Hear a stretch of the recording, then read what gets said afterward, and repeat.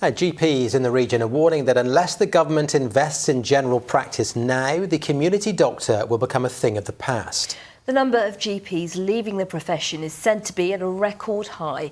We currently have the lowest number per head of population in Europe. Only Slovenia is lower. Yet the demand from patients has risen dramatically, with 92% of the over 65s on medication. Well, as the NHS celebrates its 75th anniversary, we have been given exclusive access to a GP surgery to see what's going wrong and what needs to be done to fix it. Here's Stacey Poole. Good morning, surgery. Can I help? It's just gone 8 a.m. and the phones are already ringing constantly. A tidal wave of patients and a limited number of appointments. It's the same story every day. Good morning, surgery. Can I help you? The volume has just risen and risen and risen. Dr. Will Howard has been at his desk since 7:30 a.m, sorting through all the blood results before he starts to see patients. But already the number of people to see is overwhelming. This is the urgent care list, which has filled right up already.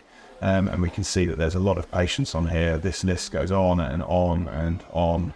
This is our safe limit of where we consider the safe number of patients to be seen in a day is, and it always overflows beyond what is safe. This is fish. So what is considered safe in terms of patient numbers? The safer levels are set at around 25 patient contacts per day. I would say it's not uncommon for this area that people are seeing 20 patients in a morning, and then the same again in the afternoon, and home visits on top of that, and all the invisible paperwork, which may mean another 100 or so patients that they are being involved with. This level of pressure is affecting morale and mental health, and GPs are leaving at a worrying rate. We're creaking under the weight. We have an impossible amount of work to be done in the time period we've got to do it, and that's why people are leaving. It can't go on the way it is, because more and more GPs are leaving because of the pressures. We need to be really honest with the public about the true state that it is in. In all likelihood, I think that GP levels are around 50%, that's half of what we need. And combined with that, we have a population that is now medically complex, that is growing, and that is increasing in age.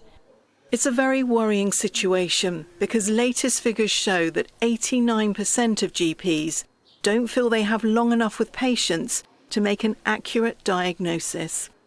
It's terrifying going to work each day knowing that you might make a mistake because you're under such pressure. And I speak to GPs who cry down the phone to me at being placed in such an impossible position.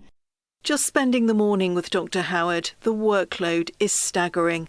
He has diagnosed skin cancer in a lady, breast cancer in a man, and tried to help a teenager who lost a parent very recently and is struggling to cope.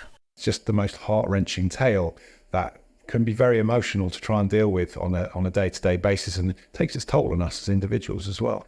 And you're having to deal with that kind of situation in a 10-minute window. Yeah, absolutely. And if you were to try and divide the 50-odd plus patients over the 4 hours or so that we're meant to be trying to see those patients, it's far less than 10 minutes in reality.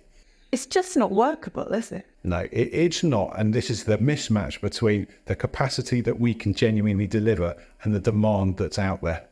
As a result of these demands, 1 in 20 GPs are now diagnosed with a mental health issue. And these are the people who are looking after us.